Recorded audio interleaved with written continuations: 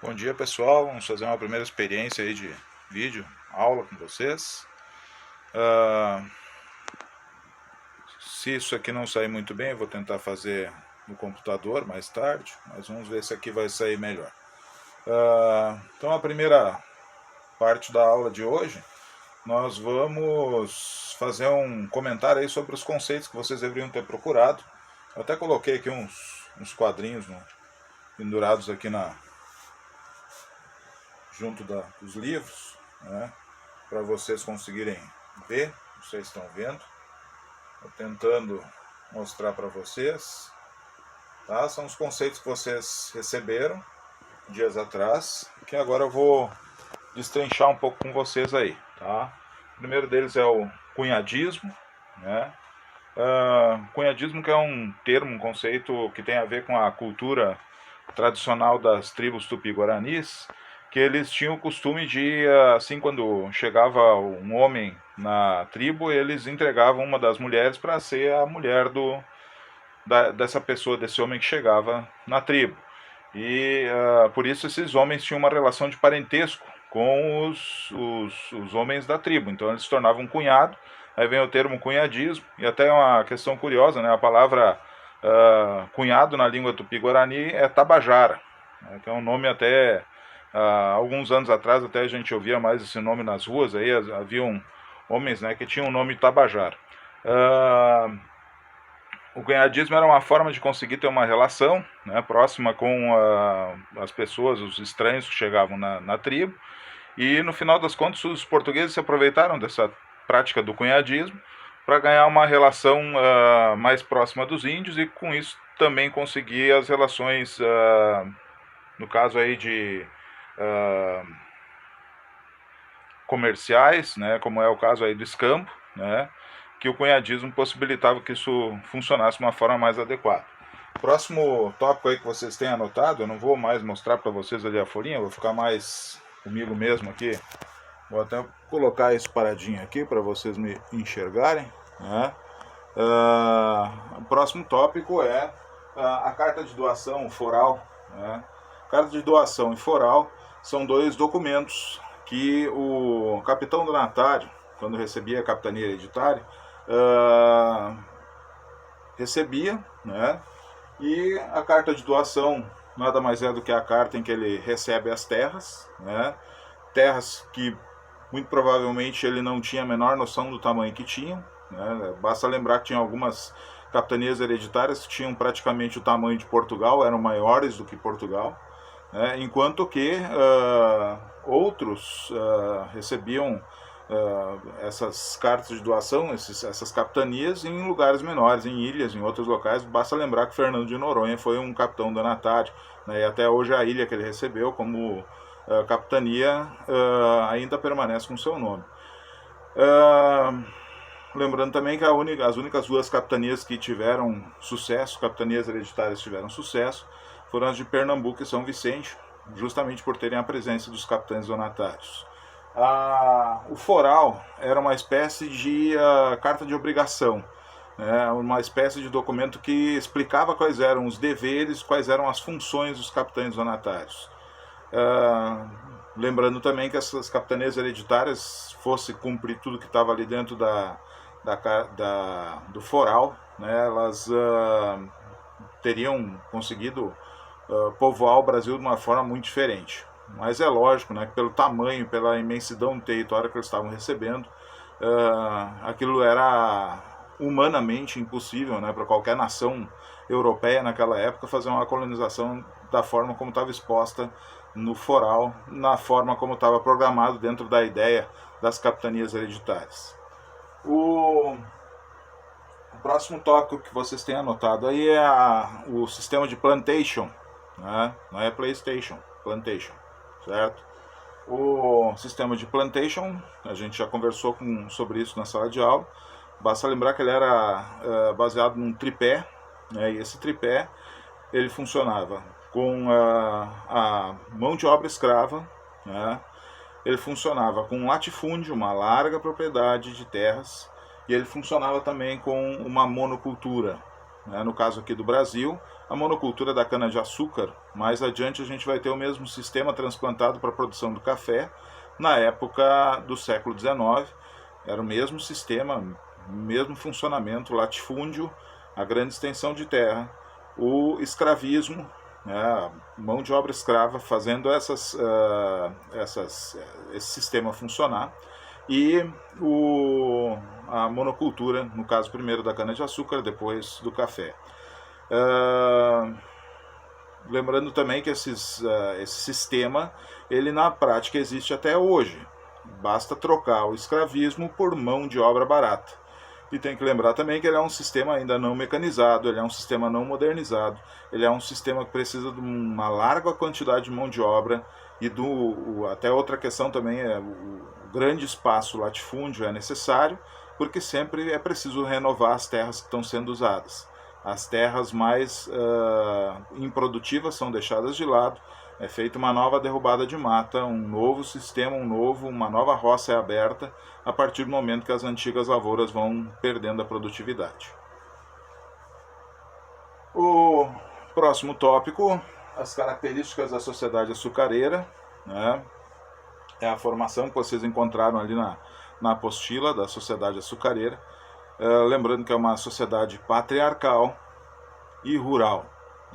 Isso aqui é o básico que você tem que sempre lembrar do que é sociedade açucareira. A sociedade açucareira, ela é patriarcal, e o patriarca da sociedade açucareira, ele tem um nome especial, é o senhor de engenho. O senhor de engenho, ele é o dono de tudo e de todos. O senhor de engenho é o topo da pirâmide social no período da sociedade açucareira. Esses senhores de engenho, eles eram grandes proprietários rurais e tinham um enorme plantel de escravos. Eles tinham também, além desses escravos, eles tinham toda uma gama de pessoas que trabalhavam junto a eles, né, que eram, não dá para se falar em classe média, mas eram grupos médios da sociedade, né, que eram feitores, capatazes e outros agregados que trabalhavam junto a ele. Proprietários rurais que tinham menos terras, que tinham menos poder, muitas vezes orbitavam em torno também dessa figura que era o senhor de engenho, certo? O outro tópico dessa sociedade é que ela é uma sociedade rural. Ela é uma sociedade, claro, não podia ser diferente, né? Temos que lembrar que a cana-de-açúcar é um produto rural. Na sociedade rural, ou melhor dizendo, a sociedade era rural porque o produto era um produto agrícola, então não tem como ser diferente. E lembrando que as principais cidades brasileiras naquela época eram centros comerciais, eram locais onde se faziam as trocas, onde se fazia o comércio, onde se vendiam, compravam escravos, onde se trocavam e vendiam os produtos daquela época, principalmente o açúcar, mas também tabaco, algodão, rapadura, cachaça e outros produtos que também eram comuns naquele período, né, colonial brasileiro, certo? Então, só para lembrar aí os primeiros tópicos aí daquilo que eu pedi para vocês virem aí estudarem durante esse período. Vou mostrar de pertinho ali a outra folhinha, só para lembrar vocês, certo? Tá aqui a outra folha, outros tópicos para vocês analisarem aí, ok? Então, primeiro ali são os tumbeiros, né? Agora a gente vai passar a falar da escravidão, né? Eu puxo aqui do lado, né? Vocês estão lendo isso aqui com a professora Márcia, né? O 1808, um livro do Laurentino Gomes, e no ano passado o Laurentino Gomes lançou Escravidão, tá? O mesmo autor lá do 1808, 1822, 1889. Agora ele vai ganhar um pouquinho mais de dinheiro, né? Vai fazer de novo uma trilogia sobre a escravidão. Começa com esse aqui, que é o volume 1, do primeiro leilão de cativos em Portugal até a morte do Zumbi de Palmares. Esse ano ele vai lançar o volume 2, depois vai lançar o volume 3. Ele é esperto, né? Às vezes ele lançar um livro só, ele lança 3. Assim ele garante a renda dele por mais 3 ou 4 anos, tá? Mas são bons livros, vocês sabem disso. É um jornalista, não é um historiador, mas ele faz uma pesquisa bastante interessante, e é muito bom de ler o livro porque são pequenos artigos. Então, para vocês que não estão acostumados com uma leitura mais pesada, uma leitura que vocês podem fazer aos pouquinhos, né? Pode ler um artigo a cada dia, né, e ir lendo aos pouquinhos. E tem, claro, um artigo que vai falar sobre os navios negreiros neste livro, que são os tumbeiros, é a palavra que eu pedi para vocês procurarem, tumbeiros. Claro que eles ganharam esse nome, tumbeiros, porque eles pareciam tumbas ambulantes, né? E aí ele conta várias histórias, né, sobre os navios negreiros, sobre como é que era o transporte dos escravos, né, para o território americano e principalmente para o território brasileiro, né, como esses navios a gente pensa assim, que era tudo igual, né, era tudo mesmo formato, mas tinha navio de tudo que é tamanho e tipo fazendo tráfico negreiro entre o século XVI, né, e o século XVIII, século XIX para o Brasil. Então navios de todos os jeitos e tipos transportando negros africanos para o Brasil, né, para servirem de mão de obra, primeiro nas lavouras e depois mais adiante na mineração e voltando depois para as lavouras na época do café. Esse tráfico de escravos ele funcionava de uma forma quase que no comércio triangular, aquele mesmo que a gente viu dias atrás ali quando falou da formação das colônias inglesas na América do Norte, né, em que produtos manufaturados trazidos de Portugal serviam como moeda de troca nos portos africanos, onde os escravos eram embarcados, então nos navios, trazidos para o Brasil, onde eram trocados por açúcar, que era levado para Portugal para começar todo o ciclo novamente do comércio triangular, certo? Os navios tinham esse nome de tumbeiros porque a mortalidade em alguns deles era muito alta, mas isso não era uma regra básica, né? Tem aquela história assim que os portugueses atiravam os escravos no mar, tem aquele filme Amistade, né, onde uma parte da carga de escravos é atirada no mar. Claro que eles só faziam isso em última instância, porque eles queriam transportar o máximo de escravos possíveis de um lado para o outro do Oceano Atlântico. Eles queriam levar o máximo de escravos para ter o máximo de lucro. Se eles perdiam parte da carga, eles podiam ter prejuízo. E até no próprio livro ali, de Escravidão, ele conta de alguns traficantes que tiveram enormes prejuízos. Claro que isso era um grande negócio, era um dos motores da colonização do Brasil e da América. Então, no final das contas, ele tem um papel muito grande dentro do processo colonial brasileiro. Bom, próximo tópico lá que a gente viu ali, quando vocês olharam mais de pertinho, né, são os 3P. Tá, o pão, o pano e o pau. Né, que era o que era um termo que se usava naquela época, né, os 3Ps, que era aquilo que o escravo precisava. Né, o escravo só precisava de 3 coisas para funcionar. O que ele precisava? Ele precisava de pão, né, comida, para que conseguisse trabalhar, mas a comida era a mínima possível, né, a mais barata possível. Eles precisavam do pano, né, que era a roupa, né, o mínimo necessário para eles se vestirem. Claro que nesse pano também se inclui algum abrigo, né, daí entra a famosa história das senzalas. E o pau, né, que era a forma de, vamos dizer assim, amansar o escravo, de fazer com que o escravo compreendesse qual era o seu papel de escravo. E aí entra os castigos físicos, que eram muito intensos. Também no livro ali da escravidão, o Laurentino Gomes tem partes onde ele explica ali, fala bastante sobre as formas de castigo que eram aplicadas aos escravos, né? Isso aí, no final das contas, é uma coisa de conhecimento bastante grande, né, no Brasil, as formas como os escravos eram tratados. Tá? Então, os 3P ali, na verdade, é um resumo de como é que era a vida do escravo. Né, que ele servia para trabalhar, esse era o que ele precisava fazer. Ele tinha uma vida muito curta, isso mais adiante a gente vai falar no outro vídeo. Né? A vida produtiva dele era muito curta, ele não conseguia viver muito tempo dentro das condições que a maioria dos senhores de escravo obrigavam eles a cumprir. Próximo tópico ali, os quilombos, né? Quilombo é uma palavra de origem africana. Na África ela tinha até um significado diverso daquilo que é o significado usado no Brasil.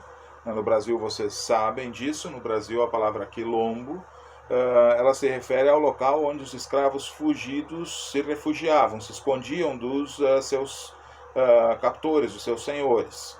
Né? Tanto que o quilombo mais famoso, o Quilombo dos Palmares, mais adiante a gente também vai comentar mais sobre ele no vídeo que nós vamos fazer adiante. Né? O Quilombo dos Palmares, tem a figura do Zumbi dos Palmares também. Foi o maior dos quilombos, né? O quilombo que durante um período de mais de 100 anos, né? Isso também é explorado no livro Escravidão, né, do Laurentino Gomes. Tem um capítulo que vai falar sobre o Quilombo dos Palmares, e sobre são 2, 3 capítulos que falam sobre isso, o Quilombo dos Palmares e o Zumbi dos Palmares. Né? Esse quilombo resistiu durante muito tempo. Né? Ele chegou a ter relações comerciais com os senhores e com o próprio governo português naquela época. Né? Ele chegou a ter escravos, ele chegou a ser uma parte da produção naquela região. Então foi um quilombo muito grande, que teve uma história muito diferente, né, comparada com outros quilombos. Tá? E é só vocês pensarem também nos tantos de quilombos que a gente tem em nomes de lugares próximos da gente. Aqui mesmo em Lomba Grande tem um lugar chamado Quilombo. Eu não sei qual é a relação que tem o Quilombo de Lomba Grande com o Quilombo, o lugar onde escravos fugidos viviam. Subindo para Gramado, Canela, tem uma localidadezinha um pouquinho antes de chegar em Gramado, também se chama Quilombo. Tá? Onde hoje é o centro de Porto Alegre, no Parque da Redenção, que até alguns dizem que tem esse nome por esse motivo, né? Tinha um quilombo urbano, então tinha quilombos dentro das cidades. Isso é uma coisa, claro, que aconteceu mais no século XIX, quando a sociedade já estava se urbanizando. Mas os quilombos são uma coisa que vão começar lá no século XVI, XVII, né? E chegam até o século XVIII, até o século XIX, sendo, como eu disse aí, aparecendo, né, em muitos locais do Brasil, né, inclusive na nossa região. Tá? Ainda uma última coisa sobre quilombos, né? Lembrando, eu falei logo no comecinho que é uma palavra de origem africana. Na África era o local onde se juntavam os escravos antes de se levarem os escravos para os navios negreiros. Eram próximos das feitorias, onde no final das contas era feito o manejo, né, dos escravos que iam ser embarcados nos navios. Lembrando que dentro do continente africano tem toda uma história trágica de transporte, reunião desses escravos, né, que é uma história quase tão trágica quanto o transporte do continente africano para o Brasil. Tem que lembrar que às vezes esses africanos lá no continente africano, eles podiam esperar 6 meses, 7 meses, 1 ano antes de serem embarcados nos navios para virem para a América. E o último tópico ali desse capítulo aí sobre a colonização e exploração do Brasil, né, da América Portuguesa, a primeira parte, são os aldeamentos. Os aldeamentos têm referência ali à ação dos jesuítas na América Portuguesa. Tem que lembrar que tem a ação jesuíta também na América Espanhola. A ação jesuíta na América Espanhola vai gerar as missões aqui no Rio Grande do Sul. Tem que lembrar que as missões aqui no Rio Grande do Sul, elas são ligadas ao Império Espanhol. A gente chegou até a falar sobre esse tópico lá quando a gente falou sobre a colonização espanhola. Tá? Eles vieram de Assunção, no Paraguai, eles não vieram de São Paulo, Rio de Janeiro, para criar as missões aqui no Rio Grande do Sul. Eles vieram de uma outra perspectiva colonial. A perspectiva colonial portuguesa também vai utilizar a catequese jesuíta, né, o trabalho dos jesuítas, para criar aldeamentos, para apaziguar os índios, né, para fazer com que os índios se transformem em súditos dos portugueses, né, súdito do rei português.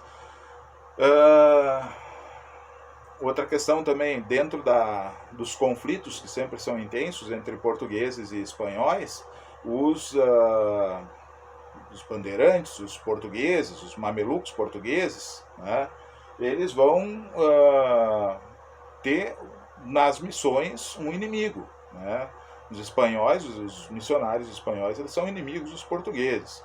Os portugueses, volta e meia, estão em guerra com a Espanha. Então, no final das contas, essa briga, que no final das contas aqui depois vai gerar todos os tratados que mais adiante a gente vai conversar, entre Portugal e Espanha, são um pouco fruto desse processo, né, de aldeamento, ajuntamento, né, as missões e as reduções jesuítas, certo?